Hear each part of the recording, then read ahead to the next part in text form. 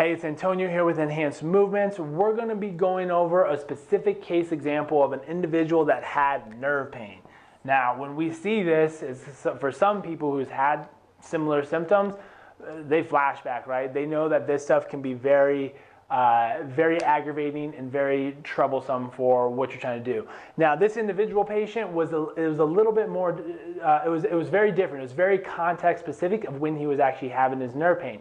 He came into the clinic with elbow pain after doing high rep CrossFit clean and jerks, right? So it's touch and go, unracking really quick, going through an eccentric load into the elbow, essentially creating some elbow tendinitis, tendinosis, because it had been going on for so long. Now, what was also interesting is he would describe, because naturally you want to kind of massage and make it feel good, when he would drag the skin down around this area, he would get zinging, tingling pain down into his hand and into his fingers.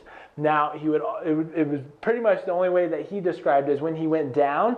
Upon evaluation, we tested all sorts of different directions, and it was basically distally and proximally which he would feel. So when he would pull away from the arm or bring it up back towards the arm, he would get those exact same symptoms. So the question is why and how did that happen, especially since it wasn't the main thing that he came in from.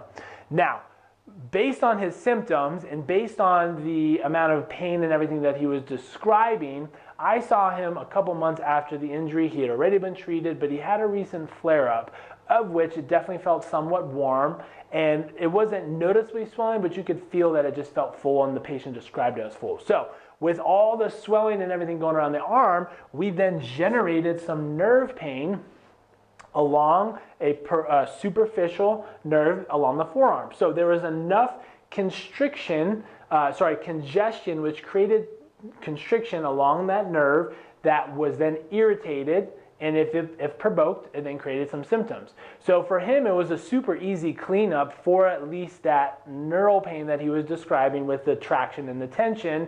The elbow's been a little bit of a working case where we're going through loading and management, but essentially the nerve there, we just needed to create some space. So he was able to lift the forearm essentially over the hottest area that recreated the pain, lift it up, jiggle and wig it around while going through some motion, and that substantially created the symptoms. That even improved the symptoms post after dragging it some more. We then finished that up with a little bit more of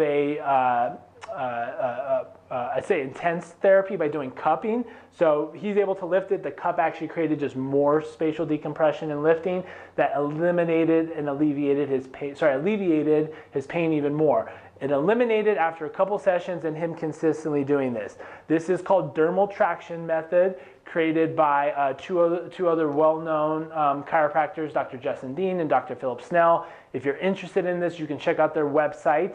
But this is essentially what we're trying to do. We're trying to create space for pissed off nerves in the peripheral.